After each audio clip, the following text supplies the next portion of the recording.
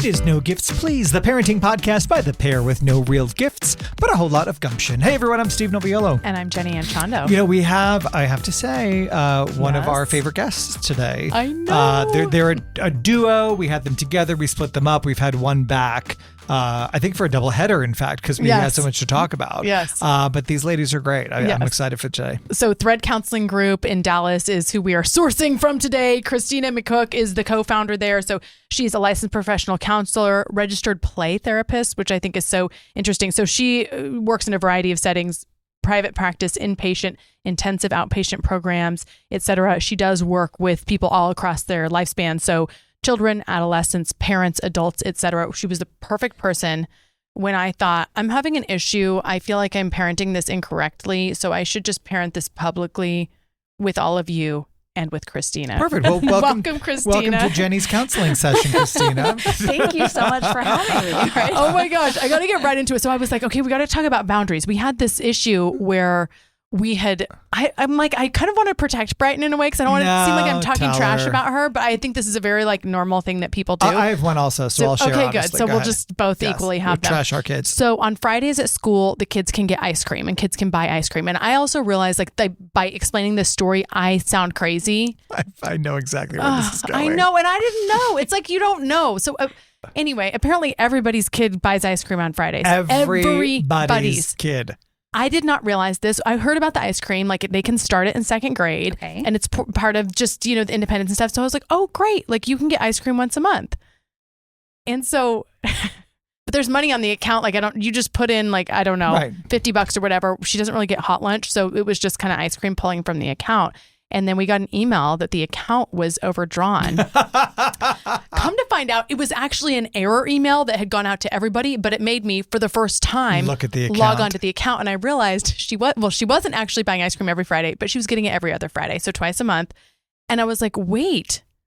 That wasn't the deal. That wasn't the deal. The deal was once a month. And she was like, well, and then finally it came out. She's like, I just feel so embarrassed. Like everybody's getting ice cream.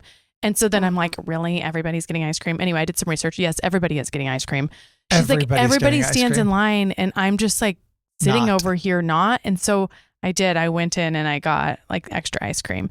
But it felt like maybe it wasn't that big of a deal. Felt like a betrayal. It kind of felt like a betrayal. And like, why didn't you come? And I want her to like fight for herself. I want her to come after like ice cream day 1 happens. And she's like, Mom, everybody went.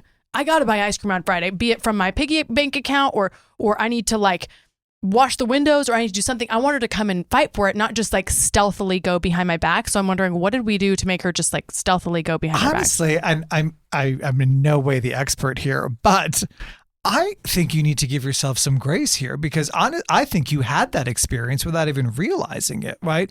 You've got a kid who, when asked, answered honestly about her feelings and the situation that she found herself in and the solution that she applied and shared that with you openly. Like, that's nothing to sneeze at. You already created, thank you. Excuse me, I'm sorry. You already created a space that allowed her to feel safe to share. Like, okay, like I made a mistake. And like, we know lying is, nobody wants to be lied to. I don't want to be lied.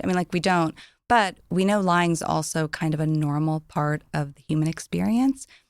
All kids lie. We learned that from you guys. We didn't know that. We talked about preserving honestly. relationships when Ahu was here. It's just, it happens. Also, I'm like, what person in this world has not lied? Really and truly. Like, we've all lied in some capacity. So lying is really normal. I don't want to be lied to any more than anybody else. But you created a space that allowed her to feel safe enough to share, like, her mistake, right? Mm-hmm. Like, and that, across like the broad stroke of like childhood and how you look at how do you create a warm, safe space for kids is you let them feel it's less about the rules and more about like the sense of safety that you create for them so that they will come to you with the small stuff, be honest with you. And then you're building that so that eventually they'll still come to you with like the bigger big stuff. Right. And so, and that matters because their stuff gets bigger as they get older. Think consequences, like 5-year-old consequences when they lie about something, they're probably lying about something small. Or 7-year-old, right? Like they're 8, they're lying about ice cream. Like that is small. Totally. But as they get older, like the responsibility that they have is bigger, and the mistakes they can make have bigger, I mean, it's higher stake consequences. Like I think I go into high school and college and I'm like, okay, so if I've got little kids, how do I make sure that they're going to come to me and feel safe to come to me with their little things so that they know down the road they're going to be, I'm a safe person. Right. I can handle their big stuff too. So what's the appropriate reaction then? So she did the right thing, but then I'm like, I feel like we came down on her kind of hard afterwards. Well, but also I think that you need to consider, again, like, yes, she lied, yada, yada, yada. But like, she also could have said to you in that moment, like, I don't know, must be a mistake. I'm not getting ice cream. I'm only doing it once a month. That didn't dawn on me. Like, you know what I mean? Okay. Like, she could have really doubled down, True. but instead you've created a space where she felt safe enough to say, okay, here's what I did, and here's how I felt, which is more importantly, I think, and why I did it. So what did you do? Like 20 lashes with a wet noodle? What was the consequence? Yeah, You beat her. Totally. We did. You know, he's from East Texas. Just kidding. That's not even funny. But anyway, no, we said no ice cream for this month, and then we were just going to see how it goes and see if we can earn back some money. And you're concerned that is the. Well, I don't know because I don't know. I don't want to screw up. We all already I know, have. we're already Everybody's screwing up. going to. We all already have. And then when I everybody found is. out, everybody was like, yeah, I let my kid get ice cream every Friday, you loser. You know, I was like, oh my gosh, she really was like the one person. Only like, one. I'm like, She's that's kind sitting of there. punishment enough. I mean, I wonder if you just like kind of like looked at her and like you can even circle back and say like, okay, so here's the thing. You got it more than you were supposed to, but you were honest. And it sounds like everybody else is getting it on Friday. So, I mean, how should we move forward? And then put it back on her, giving her a little like bit that. of a voice in that. And what if she says, well, I really want it every Friday? Is that reasonable? Yeah. Because consequences should be really reasonable and fair and match whatever the thing is, right? I mean, we should have bigger consequences for bigger infractions. And that's a really small infraction, right? That's a really small It's just like her mistake. only infraction to date. So it was like a big deal in her house. Yeah. You know what I mean? So we had a similar situation during the holidays where, according to our children, who I will say, I had just had a conversation with them about having each other's backs because they were kind of tattling on it. And I was like, listen, we need to talk about intention. Like, you're coming to me to tell me that your brother hasn't done his homework yet. Is it because you're concerned about his education or because you want to get him in trouble? Like what's, like, you guys are brothers, you need to have each other's, You're worried what's the about college motivation here? applications. Right, exactly. Like, what's the motivation? You need to have each other's back. You're brothers. Like, you need to stand up for each other. You need to, whatever. You need to cover for each other, whatever. Well, then our TV stopped working suddenly. And I went and I said, boys, what happened? And they said, we don't know. It just stopped working suddenly. They're working together. And I was like, okay, exactly. I was like, okay. So I'm like, because sometimes we change the HDMI input. We're jiggling wires. My husband's back there with the flashlight. They're like, we don't know. Like, we don't know. And finally, one of them says, I think it might be cracked. Oh gosh! I said, wow! What? I wonder how you figured that out. And like, not only was it cracked, but there was like a point of impact and like a spider, like cracked. Sure. And I said, well, how did that happen, boys? And our youngest son looked at me and he goes, I think it was Popsicle, which is the name of our elf on the shelf. He's like, he flies around this house a lot at night, and he probably hit the TV. Yeah. And I was like, I don't think he did. So let's feeling try like. again. Right. And then the older one was like, well, I think it was that ping pong ball over there. And I was like, again, good guess, but I don't think it has the velocity nor density to crack the TV. Anyway, we finally got it out of them that they were playing a game on the TV. Our older one got frustrated that he couldn't figure something out. And the controller may have accidentally launched from his hand at the screen, right? Causing it to crack. So in my mind, it's like, okay, you need to buy a new TV, because what my parent mind is thinking is that if this consequence is big enough, I will have fixed you forever in one foul swoop. Oh, I totally get that. You know what I mean? Yeah, I get that Like, thinking. But and like, the reality is that's not true. No, right? it's not. So I went out and bought a new TV, which, by the way, are way less expensive these days than when we purchased that one. Nice. And the consequence is You're welcome. we can't hook up your video game to the big TV anymore. You have to play on the console because until Is that but indefinite? it's for now. now. We've already broken it. Yeah. So clearly not. But like, I do think that that's a common, like, even you in that moment were like, yeah, like, I think that sometimes we mistake gosh, if this is significant enough, then you'll never, ever, ever in the history of the global everywhereness of the world do this ever again. And I can cross one more thing off of my list of making you a perfect kid. And that's just not true. Well, and if the consequence is so big, then they are going to lie. Like I think that's what I started worrying about. I think you're trying to, by creating a sense of safety in the relationship and kind of showing them that you can handle whatever they bring, you're letting them know that they don't have to lie. Like, how do you make honesty feel so safe that you don't have to lie? Yeah. And also recognizing that lying, there's still going to be some lying, but in the long term, like over like thinking about childhood, these mistakes, the ice cream, the TV, the stuff, like those are smaller things. I want them to know that I can handle it because I'm showing them that no matter what, and I can't solve everything. Like, yeah, you can go out and buy the TV, but I really can't solve all of their problems. There are going to be problems that you just can't solve, but I can definitely walk alongside you. I can hear it. I can sit with you. We can move through it together, but I'm safe for that. That's that foundationally, when it comes to parenting, it's how do you create a safe space? But I don't want to be I'm not a pushover. It's like, there's still consequences. Right. Like, hey, here's the thing. You were 30 minutes past your curfew. You told me nothing. And I was where the car's parked for the week. And then maybe he's upset and reacting. And my reaction's still like, no, it's frustrating. I feel you. Yeah, it's a bummer. I think it's like the way that her tone is too. That is like really key. Like I was trying to memorize like how she's saying it because you're very like nonchalant, but also direct and calm. You know what my son called it? The 22-year-old. Yeah. He called it the whisper yell. Yeah.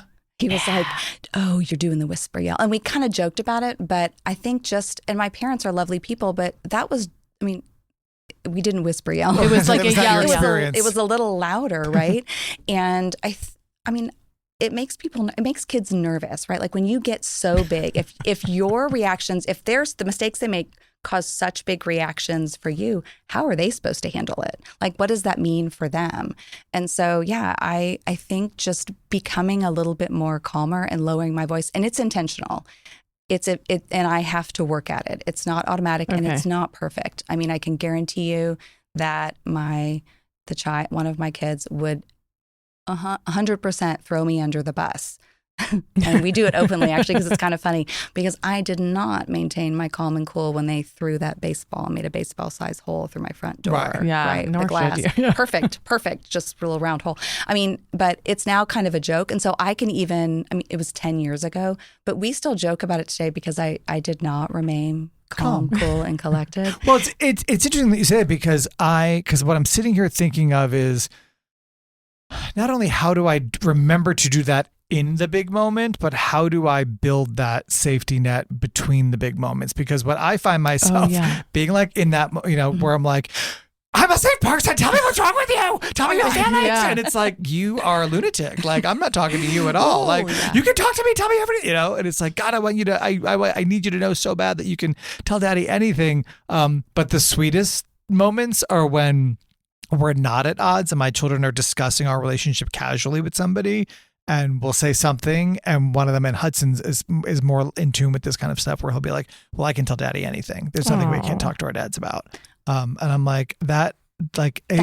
That's it. That's it. Like even if you didn't, maybe if you're like, "Tell me what's going on." Like even if you overreacted to one thing and you maybe didn't give them enough attention in one area, like you across the board are showing up in a way that makes him feel safe. So how do you do that without like being overtly involved in this like game of chess with them where you're kind of like, I'm trying to 2 steps ahead, be the person who shows you that you can come to me? Like what is is it, maybe this is a ridiculous question, No, it's a good question. Is it holding your hand when we walk across the street? Is it being engaged when you tell me about something that I really have no interest in, but being engaged anyway because I want you to feel like what you say matters? Like, it's a little bit of all the things, but knowing that you can't do it all the time. So, showing up for your child, communicates, and boundaries actually that's like a piece of showing up. That's like, you are actually important enough to me that I'm going to say, oh, I don't think we should do that. That makes me a little nervous. That's a safety concern. Or we're going to structure that kind of goes against like how we structure our day. So that's not going to work. But like you're giving them attention, but showing up for your kids and sometimes faking interest, right? Yeah. Like, I mean, and I don't mean to say like I fake, like I would, when my kids were younger and they liked video games, I mean, I'm gonna be honest, I was like, I liked Frogger and Mrs. Pac-Man. I mean, I'm 50, so I mean that was my jam, and that was pretty exciting. But I don't know about the world building and I don't. But I can sure say, tell me about it. Like, you're the expert on this. Tell me how this works. What you can do. I mean, how, like, learning about their experience, stepping into their world gives them such this feeling of like, oh, I'm important. And I, with every ounce of my being, want my children to think that they're important, because they are, right? Like, it shows that you believe in them. And boundaries are a part of it. I mean, boundaries are about like, hey, I need to help redirect you on this because this is going to help prepare you for the real world. Or modeling my own personal boundaries helps communicate to them that they can also say like, no, this isn't right for me. Like, how do they set boundaries too? So, I mean, but parenting isn't always, it's never straightforward, right? Like it's always a middle ground. It's never all this or all this. It's well, you're going to do it, but you're not going to do it perfectly. But if you show up and you show them that you care and you can remain calm, like their stuff isn't too big for you, they're going to keep coming back. Yeah. I think that it's like you worry about, it's like on one end, the ice cream or the TV becomes like the secret app on their phone and the secret Instagram account. Like the secrets just could become so much bigger. So you worry about that.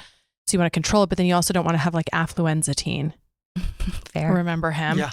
And because it's because I start worry about that sometimes too, where I'm like, I'm so just like, it's fine, or always come to me. Like, don't come to me if you do something really bad. You know, like, I think that's just very perplexing. What does that relationship look like with like preteens and teens in terms of like the things that you're doing day in, day out to continue like the trust, but also the boundaries? Well, as kids get older, it's, I think, including them, giving them a little bit of a voice in the process and hearing them out. When you think about what relationships feel the most safe for you, and just like personally as an adult, like I have sibling relationships, I have friendships. I mean, I have relationships that feel really safe. And underneath those relationships, like, what are the specific things that make them feel safe? Well, I mean, they listen, right? Like, they hear me out. Like, I value. And also, if I make a mistake, they don't write me off, right? Like, they're going to keep showing up. So how do you keep doing that? And also giving your teen, your adolescent, a little bit of voice. Like, well, what do you think we should do here? This feels really hard. What do you think how should we figure this out? And also knowing that, like, if your reaction to a mistake is an automatic, nope, that was wrong, and you don't give them any voice, they're not going to come to you with the kind of the other things, right? And it's nuanced, because the reason they made this decision was because this, and this. Like, maybe they sent an ugly text, or maybe they cheated on a test, right? Like, so there could be all sorts of reasons, and being mean via text to someone is it's a hard pass, right? Like, that's not okay. Cheating on a test, that's not okay. And that's a clear boundary. I'm not questioning that at all, but I do want to understand, like, what was their reasoning? Where did they get there? So my reaction might still be, oh, the car's parked, you were late, right? It was past your curfew, but I do want to know what happened, right? Because what happened matters. So, oh, well, so-and-so, this happened, and then I forgot about this and this, and you kind of hear their story. Even if the consequences is the same, you still heard them out.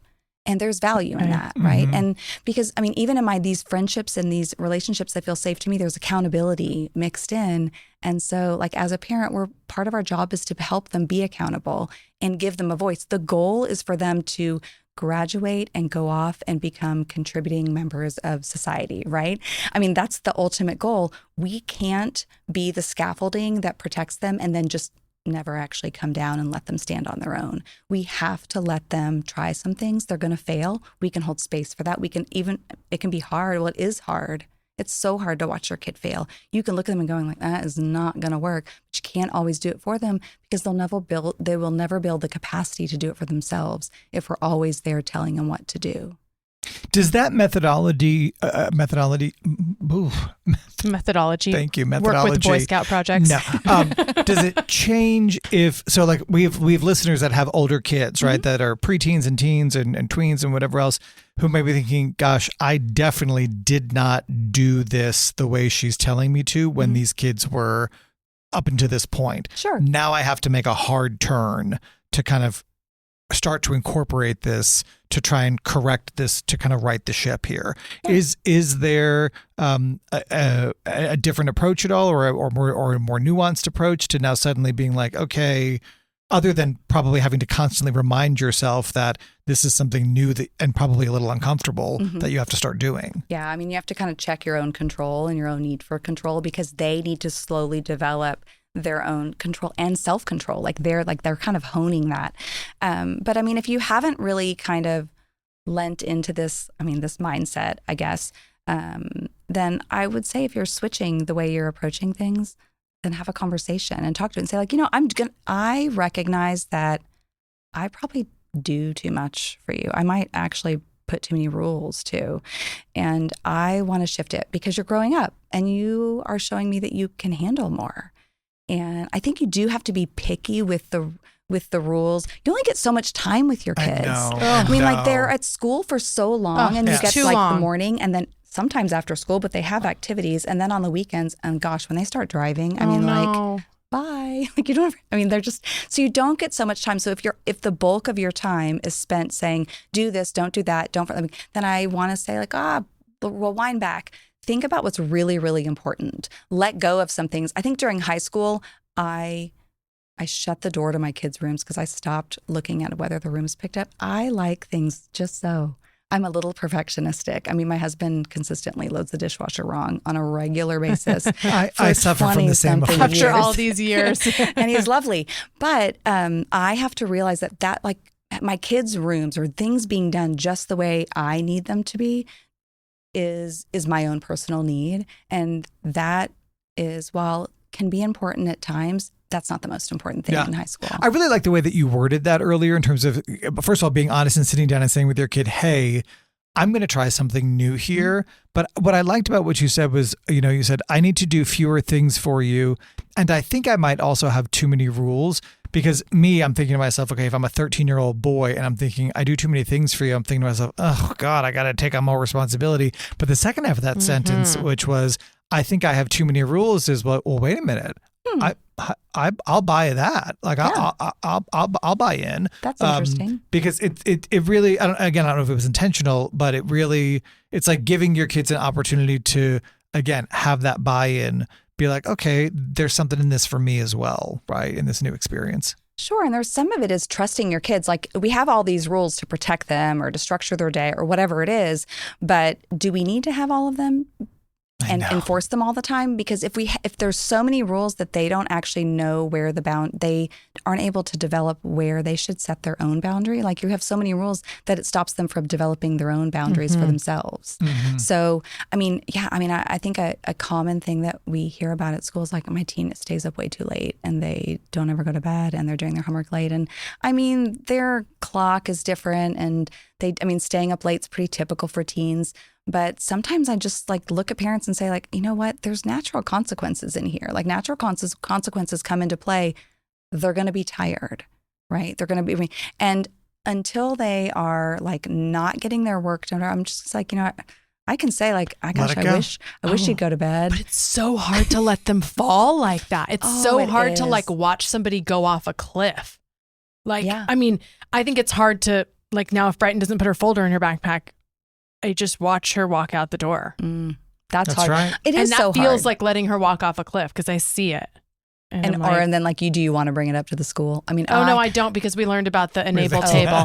Unless it's like, I mean, I don't know. I think there's some extenuating circumstances of hunger, things like that. Hunger, safety. But because she doesn't have any money in her account because I won't put any on because she can't buy ice cream. Yeah. But it's so hard to watch them just fall. And I can only imagine, like, this is so easy. Like, it's like what Steve and I are doing is literally so easy in comparison to what we're about to have to do. So I'm just like, just getting ready for it. One day we will wish it's broken TVs and ice cream. Totally. We will. Yeah. And then they come back to you and they are these lovely young adults that recognize that, I mean, they can make mistakes and they can come to you and talk to you and they can go to school, go to college, get jobs. I mean, that's the thing, but it's not about having this perfect experience and perfectly parenting them all the way. Yeah. Yeah. And being a little like again, like the fact that I didn't react the way I should have, and I fully own it, about the baseball and through the front door. And now it's a joke because I can say, like, it's a joke. It's funny. And I do laugh about it, but I can recognize the fact that I could have totally done that differently. Yeah. Well, I mean, listen, calluses protect us, but you've got to get down to the raw skin to develop them to begin with, right? Fair. So kind of same thing. Hey, where can people find you? I want to make sure that we give a shout out because I know you guys have a great Instagram page and, of course, a website. Yeah, no, our website is www.threadcounseling.com and our Instagram our handle's @threadcounseling. So yeah, stop by, check us out. You are 50. You added the www at the beginning. Thank you, Christina. I am so 50. Listen, Is that on the internet? Is that where I it's find on the you? internet. That's how you know she's experienced. She knows her stuff. She's raised some kids. I already dated myself with come Frogger. back. Please come back. Me too. Thank Pitfall you as well. so much. Okay. Oh my gosh, the whisper yell. I love, first of all, like, I don't know if they may already have one, but like it's giving like NPR podcast, The Voice, and I'd love it. I'm here for it. I could just listen to it. The whisper Like, yell. listen, here's what happened here. You've set the house on fire, and I understand that in that moment you were feeling afraid and challenged and whatnot. But this is a boundary for us, and we all have to sleep on the street now. So, Stop it. you know. Oh my gosh. Because I said to Doug, I was like, do you think that we should make him buy a new TV? And he's like, I don't know. Like, do we? I don't know. Like, do we? I was like, I know. See, it's seems confusing. extreme. It seems extreme. But instead of making him buy the TV, it's like you talk it through and then maybe see what he thinks, or like just chat it out and find out what led up to it and why they didn't tell you. So And then here's that the sort thing, of brings forward because the answer. my bigger concern is I know exactly what happened. Like you were, and I know exactly what game you were playing, and your perfectionism. People put like you could like. The bigger issue here is not the broken TV. It's making sure that you know how to navigate emotion, right? Like that's the issue, right? The TV is a symptom of the problem, right? So, Dr. Noviello, that was well played. All right, next we want to invite you back next week. Again, 7 a.m. Each Tuesday morning is when our podcast drops with a new episode. We do invite you to click like and subscribe because, of course, it helps us get folks in here that we think are important for you to hear from. And if you do nothing else today, go find yourself a friend you don't need to clean the house for. We'll see you soon.